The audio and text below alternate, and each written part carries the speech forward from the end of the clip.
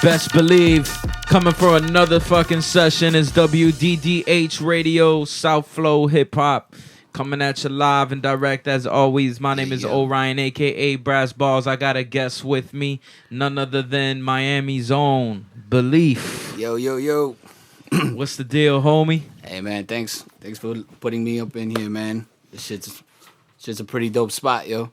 Well, I appreciate you, man, coming through, man. That joint right there, it's not a new joint. Nah. It's definitely a classic joint from your catalog. What can you tell the people out there about that joint? It's very politically incorrect. But yeah, it's that joint came off of the 338 mixtape that I did a few years. Well, it's been a while right now. A few years back.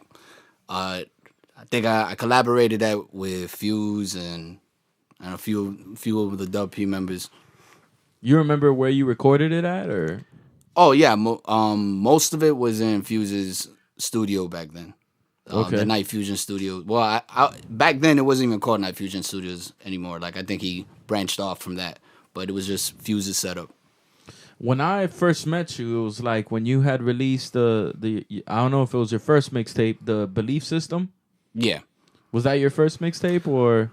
Well, officially, yeah. Like that was a release. With like a cover and all that stuff like that. Yeah, we had like other little tapes here and there. Like I had like this 5 or 6 song CD like mixtape thing that we used to call the hot tape, and we used to go like to the Grove and go to people up to their cars and be like, "Yo, here, we ain't selling it here, yeah, just take it." You know what I'm saying? Yeah. But it only had like 6 songs and mostly 50 beats. That because Napster, that was where we could find them and shit.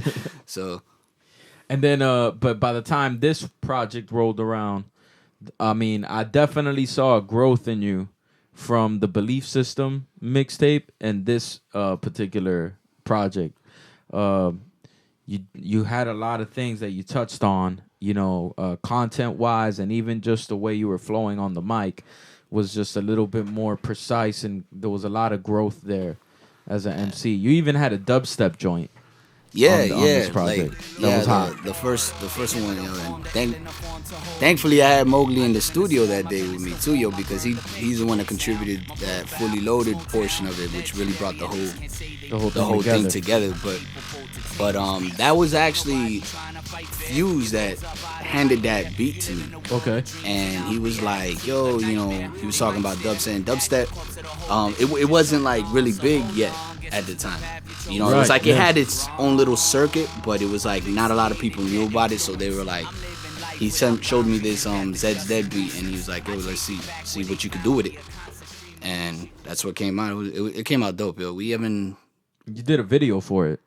Yeah, right? I think so. Yeah, we did a video for that. Yeah. Dope, man, dope. And Fuse, man, like, how did you meet Fuse? Like, cause you were collaborating with DJ Fuse pretty early, and Fuse has gone on to engineer for Grammy award-winning albums. Yeah, and man, shit that's at this point. Like that nigga don't return my calls now. Nah, I'm just playing. Nah, shout out to Fuse. I talked to him just not that long ago.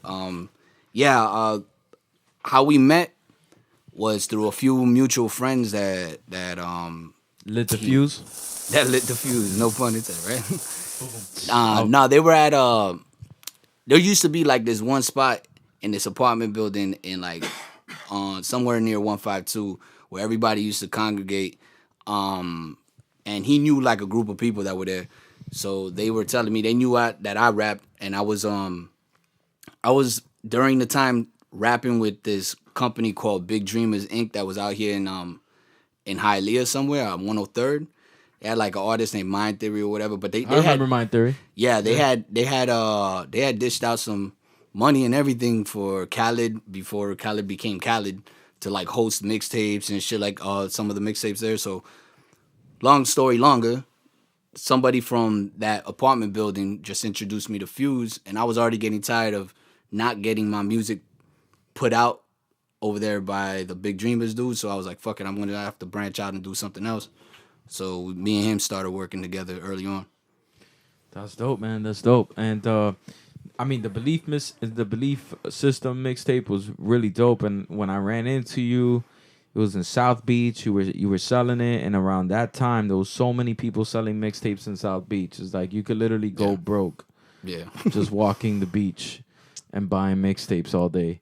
But there was something about you when I met you and like your presentation of it, and we kicked the cypher real quick. I don't even know if you remember this shit, but we kicked the cypher back and forth, and I was just like, yeah, I'm gonna buy this dude's tape because I know it's not like these other jerks that I'm fucking meeting over here and shit. You know what I'm saying? I don't recall the cypher, yo, but I do recall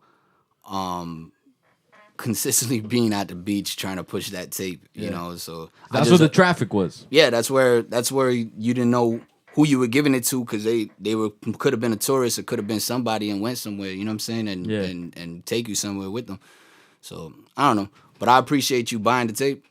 Yeah, man, for real, man. I appreciate you fucking grinding and being out there because that shit motivated me to put out my shit. And when I finally put out my shit to hit the streets and be that dude that's going hand to hand, that shit was a big motivational factor, man. Oh no, I'm glad I could be some kind of motivation, you know. All right, so let's get into this next joint, man. It's a classic underground banger from Miami and shit. So let's do this.